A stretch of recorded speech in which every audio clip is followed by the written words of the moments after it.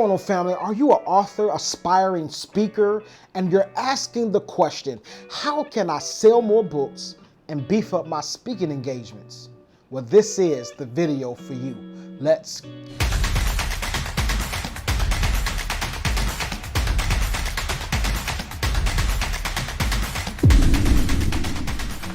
Going on, family? You guys are so amazing. Here on this channel, our mission is to empower the world to never give up, one conversation at a time or an interview at a time. And the conversation that we're having today is with Mr. O'Nae Chatman. We're talking about how he sold $15,000 worth of books, one book, in one day. I'm excited about having this conversation. If you're a speaker, you're an author, and you're asking the question, how can I sell more books and how can I book more engagements?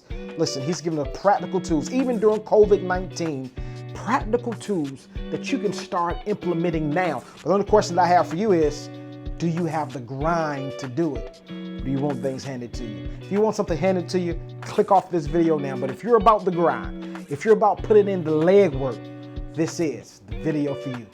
Tune in. My conversation with O'Nae Chatman. Thank you so very much for being a very special guest on Aosinspires Podcast for authors. And one of the things that really touched me when we got in contact with each other to do this podcast was that I picked your brain. I don't know if you remember, but I picked your brain years ago to write my first book. I mean, we spent at least a few hours on the phone talking about how I started the process so I can be an independent author, so I can sell my book myself and not have to go through a publishing company. I can self-publish, and I'm here today to say that this process that you're about to share with all of the listeners, it does work. Because after I finished picking your brain, figuring out how to do everything, I sold 1,250 copies of my first book, Winning After a Major Loss. So I know that this program definitely does work. So tell us something about yourself. Man, O'Nae Chatman from Tupelo, Mississippi. Yeah. I work as a full-time educational consultant.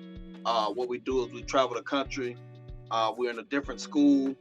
Well, up until COVID happened, you will find us in a school somewhere, and we teach what they call social and emotional learning. Right. Now, this is the skill that we used to call back in the day soft skills.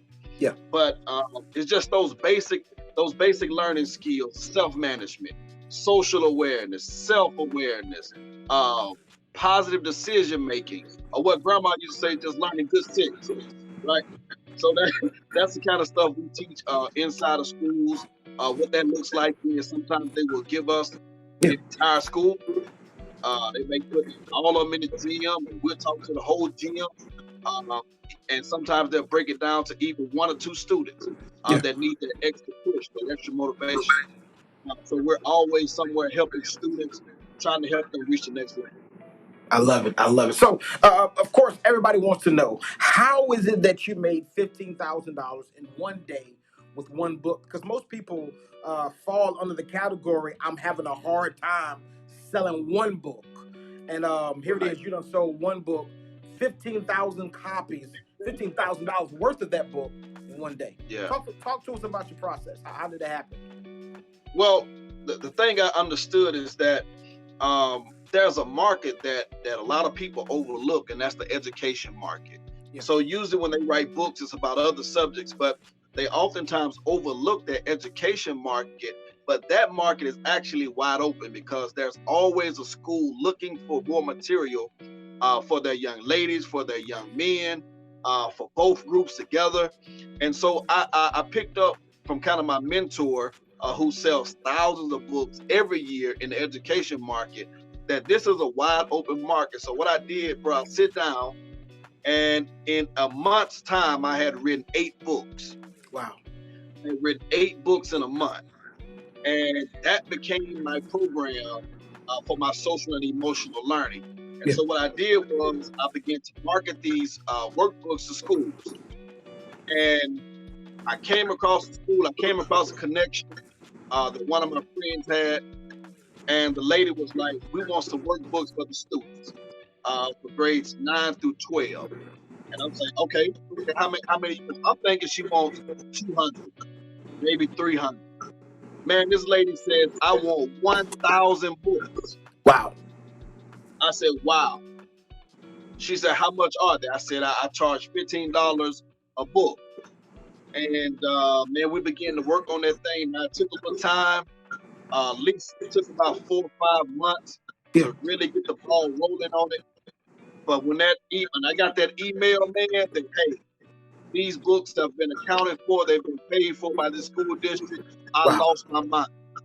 and I can so imagine. I challenge people to look into the education space, because that is a critical area that people need material in. Yeah. So now I know the question is going to rise up. A lot of people are going to ask this question. How do you tap into the educational realm to get your book sold in that arena? Well, it starts out with a lot of legwork. I'm not going to lie to you. I'm going to be up front with you. You have to do the legwork, right? So what I literally did was got in my car every day and traveled over the state of Mississippi. Wow. Literally.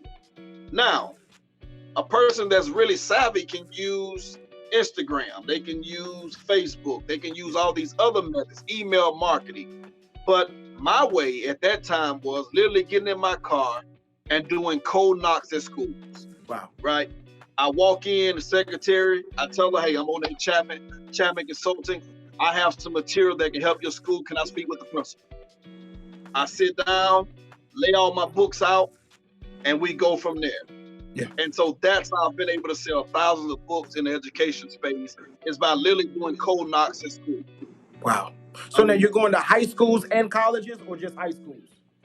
I'm going to middle schools and high school. My area is typically middle and high school. Okay. Now I do lecture on the college circuit as well, but I don't have a book for the college circuit yet. All of my material is for that middle and high. Okay. Now in the midst of COVID-19, where it's impossible to get to schools because everything's on lockdown, they're doing virtual schools. How are you navigating through the waters now? Well, now everything has shifted to Zoom. And so I just picked up a contract with the state of California, working with students there in California. We was actually there in Fresno, California in February. We spoke to over 1,000 students out in Fresno, California before COVID hit. COVID hit around that second week in March. Yeah. And so that kind of shut everything down. But now everybody has made the shift to Zoom. Yeah. And so we'll be doing 2 Saturdays a month, starting in September, October, November, December, 2 Saturdays a month, teaching students in California social and emotional learning. I'm telling you, this is the area. If you're looking to get in the education market, do your research on social and emotional learning. That is where education is going. Wow.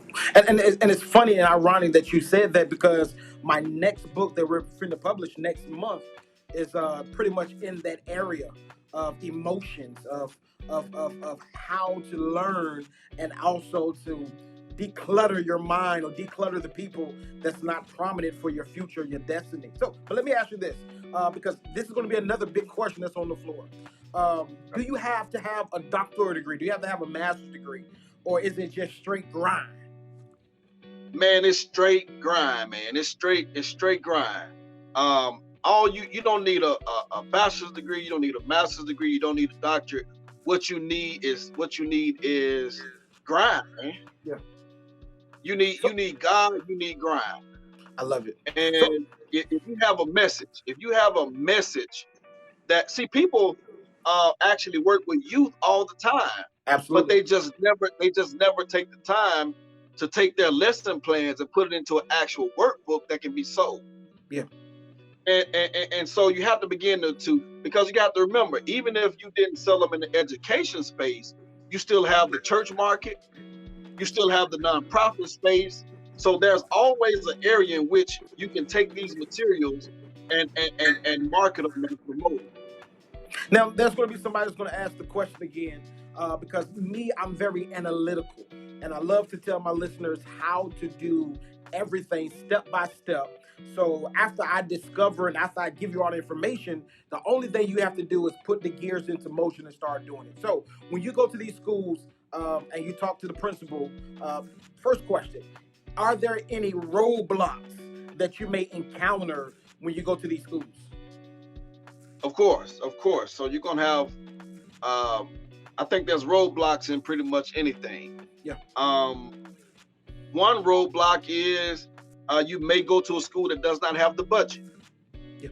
So now, how do you pick out the schools that have the budget and the schools that don't have the budget, so you won't waste your time? Well, it's pretty much just asking, because every school will have maybe some type of budget, but maybe not enough to bring you to say, because I also do the speaking. So it may not be enough to do speaking and books, but one may be able to buy, 25, 30 books for the young men. Yeah. Or then they'll say, okay, we may get more money next semester and we'll bring you in to speak.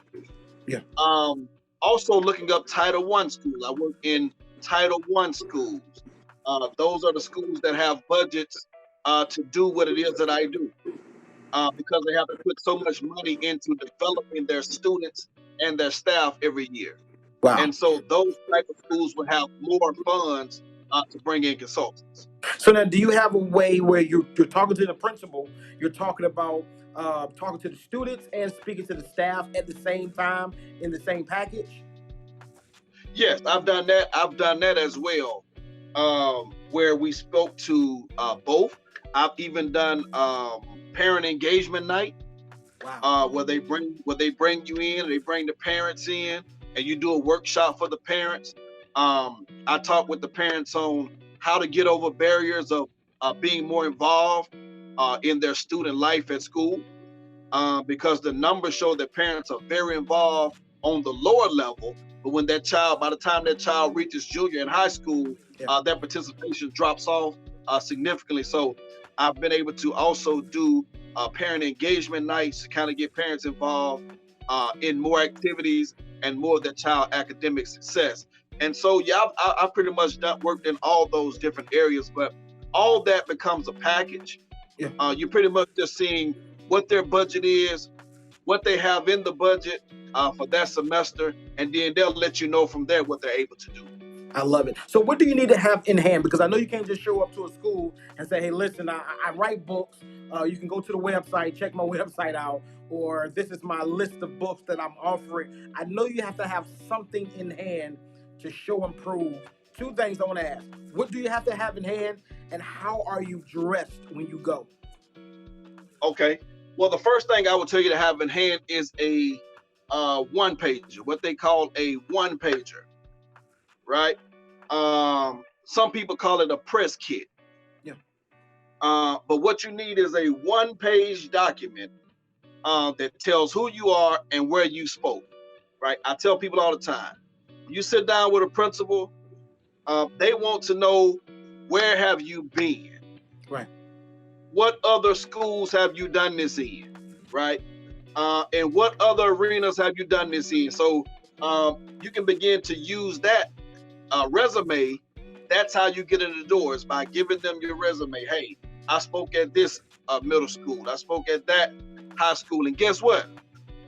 Most of those speeches you do to build a resume, they may not be paid. Yeah. But they will eventually get you paid. And what I challenge you to do is get pictures, get videos. You have to document. If you didn't get the picture and the video, you didn't do it. Wow. If you didn't get the picture, you didn't get the video, you didn't do it, right? Wow. You have to have. It's nothing like when they see those pictures of you in front of those students. If you can get a good picture of you in front of 200, 300 students, that speaks volumes. Yeah.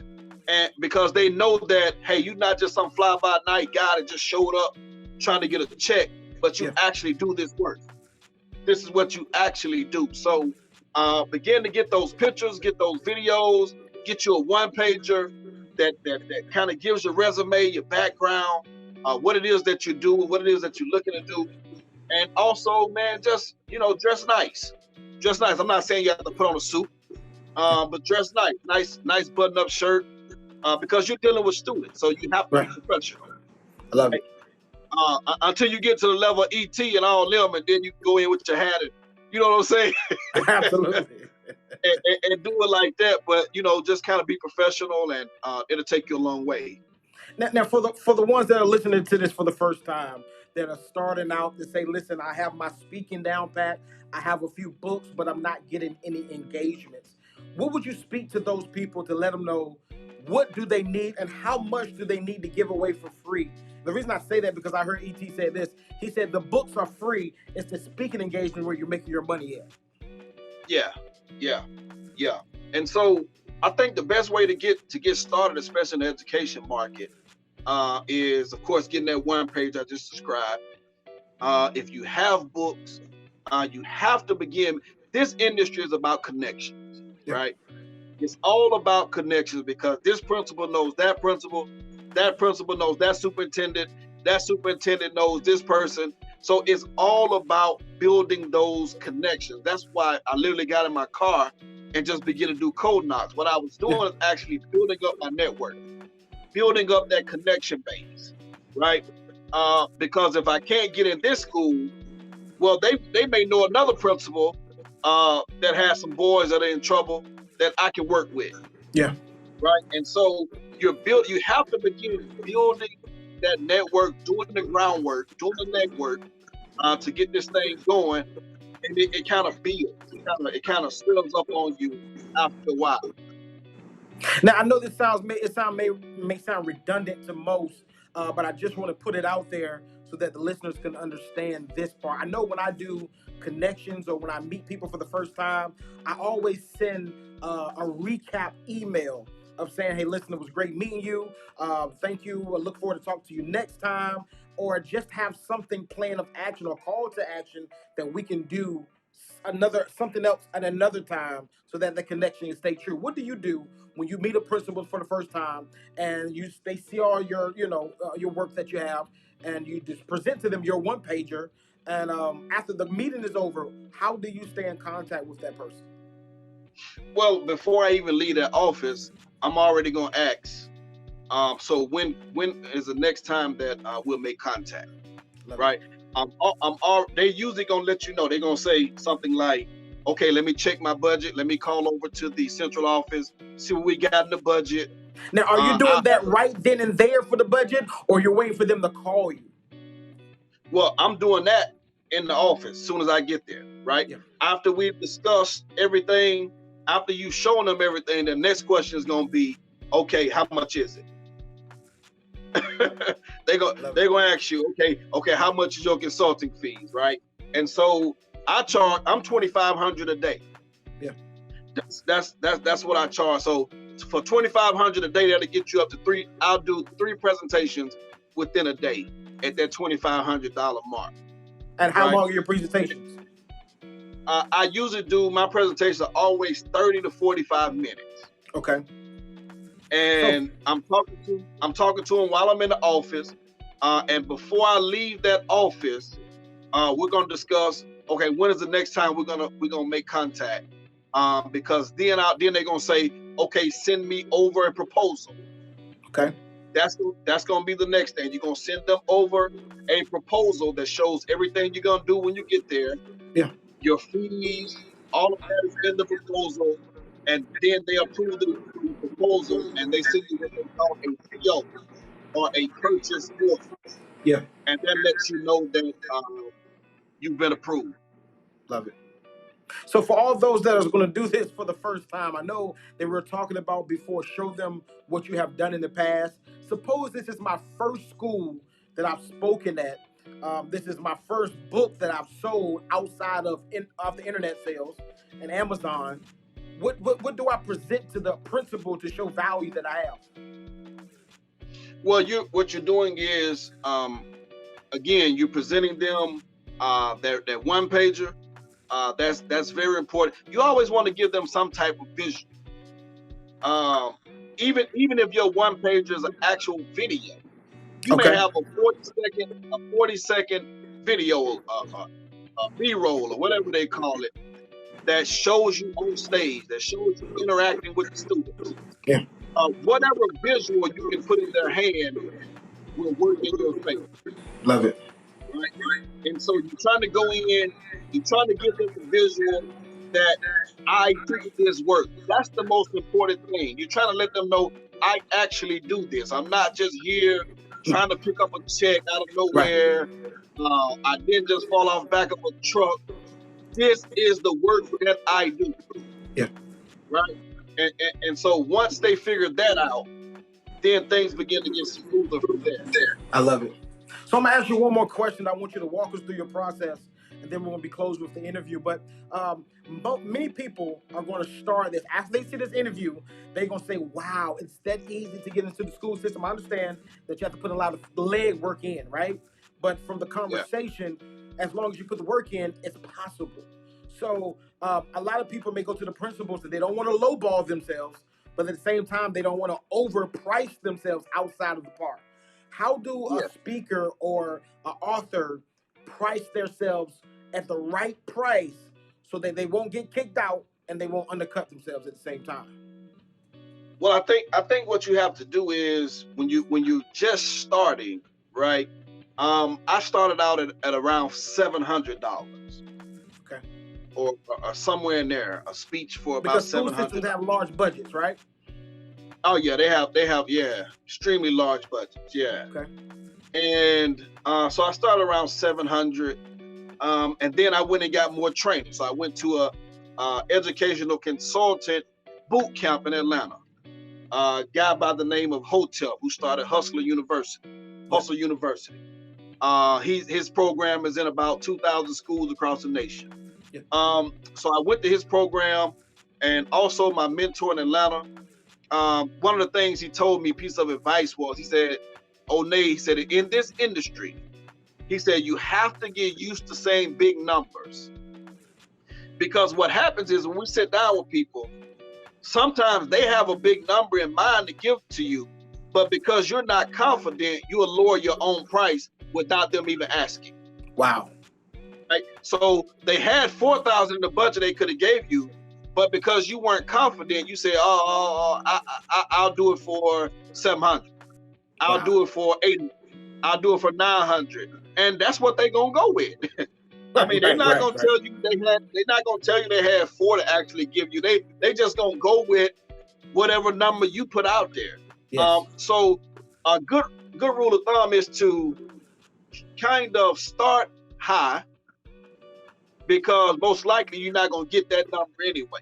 Okay. But you can always negotiate down. You can never negotiate up. But they would never negotiate to the place to say, "Okay, that's too high. We don't want to deal with you no more." They will negotiate the price, correct? Oh, yeah. Okay. Yeah, they would negotiate down from whatever number you give them, because you have to remember, when you go in, they don't know what your fee is. Right. You're giving them, you're basing that on your own value or your own perceived, and now I can get more in other areas, but I know that in my area, that 2,500 is kind of like the sweet spot, right? And so in other areas, I can get more. Yeah. But you're going in on your own confidence, and you're saying, "Okay, I charge $3,000 a day." Now, if they don't have that to give for a day, they'll come back and say, "Okay, we don't have that in the budget. We may have 15." Well, I'm not going to turn down 15 to go do a 30-minute speech, right? Right. So that's still a good day. Absolutely. Absolutely. I come from working in factories, making $9 an hour. Right. So that's a good day. Right. And so even the negotiated down fee is still way more than you would have made on the job. Absolutely. Yeah. So let's do this. Let's transition real fast, because the whole conversation is about, I made 15,000 out of one book in one day. Walk us through your process so that somebody else can follow those same exact steps and get the same results. I'm glad you asked. I actually bought the book here with me. Love it. This book is called Game Changer You. Yeah. Now, here's what I want your audience to notice. There's only about 15 pages in this book. Wow. 15 pages. Remember, you're writing for students. You're not writing for scholars. You're writing for young scholars. You're not writing for PhDs. You're not writing for master's level. You're writing for students. Yeah. And so you have to keep it very simple. Put some pictures in there. This book is literally 15 pages, guys. Wow. It's not about the page. The school does not care about the page count.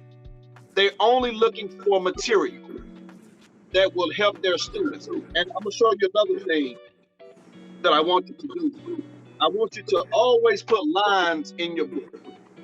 Always put critical reflection spaces in your book where you ask questions and allow them to critically reflect. Principals love looking inside your book and seeing a spot where their students can actually write. Love it. And where they can actually reflect. And so that's what I want you to do. I want you to sit down, man, and write a 15-page workbook. Yeah. In the area of social and emotional learning. Positive decision making. You can write a workbook just on positive decision making. How can you make better decisions? Those kind of books will sell. Yeah. They do not have to be long. As Frank Ray used to just say, they just need to be strong. Right. and so a 15-page workbook, man, telling you that's all you need to get going. I love it. What's the next step? After you've written the book, you spoke with the principal, what's the next step? What are some things that you need to bring to the meeting or to the conversation with the students to keep them engaged? Man, so in order to keep students engaged, you have to be heavy on the visuals. Yeah. Right? So I know everybody think they're a dope speaker, and as ET said, I know you think you're sweet. Right. You can talk that talk, but you're talking to young people. Right. You only have a short amount of time to gain and grab their attention. I don't care how sweet of a speaker you are. Yeah. You're talking to young people, right? And so you have to be heavy on the visual. So when I'm talking to my young men, I'm heavy on the sports references. Yeah. I'm going to center my PowerPoint around sports, around football, around basketball, around track and field. I'm going to use examples from hip hop. I'm going to talk about whatever's going on in the media. Yeah. Even if it's a bad example in the media, I'm going to use that to say, here's what you shouldn't do. Right. So I'm taking examples from everything I can get my hands on. Hip hop, the current climate, political commentary, what's going on in the political race. I'm using all of that in my presentation, and that's how I keep their attention. And also by throwing in 2 or 3 activities. So we're not just gonna sit here and I'm just gonna lecture to you, just gonna sit there and look at me. No, I'm gonna give you some activities, right? I'm gonna put you in groups. I'm gonna bring you up front. I'm gonna do a game show. I'm gonna get the audience involved while their fellow student is up front involved. So that kind of keeps the dialogue going. Yeah. That keep them up, that keep them alert. So I'm always trying to figure out ways to keep them engaged through visual. Listen, as we close, I want to say thank you for being a very special guest.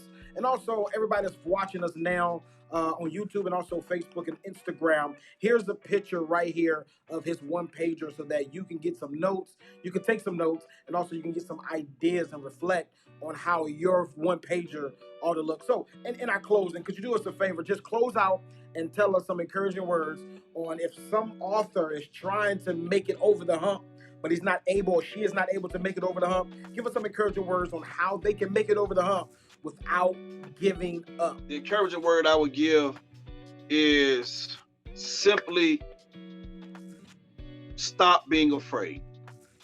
Don't let fear hinder you from doing what it is you were called to do, right? And so if you have those books on the inside of you, remember, we're talking about 15-page books, 10-page books that sold 1,000 copies in one day, 15 grand. Not some thick book, not some thick encyclopedia, but 15 pages of your knowledge, your wisdom, the things that you've lived through, your experiences can be used to help somebody else make it through a tough time. Schools are looking for your material. People in nonprofit organizations that deal with youth, those in the church market, even the youth market, youth ministry market. Those people are looking for material to give to their young students, things that they can read, things that they can glean from, things they can learn from, and be encouraged from your wisdom. Do not let fear hinder you. Get started today. You can make it in this industry. Man, want to give a big shout out to my boy, Aosinspires. Listen, for this great interview, thank you for having me on your platform, man. I hope I've helped your listeners. Man, keep being inspired. Keep doing your thing. Listen, if you just go back and just play this interview, I've given you some gems that can help you get in the game. Thank you, man. Aosinspires. Peace.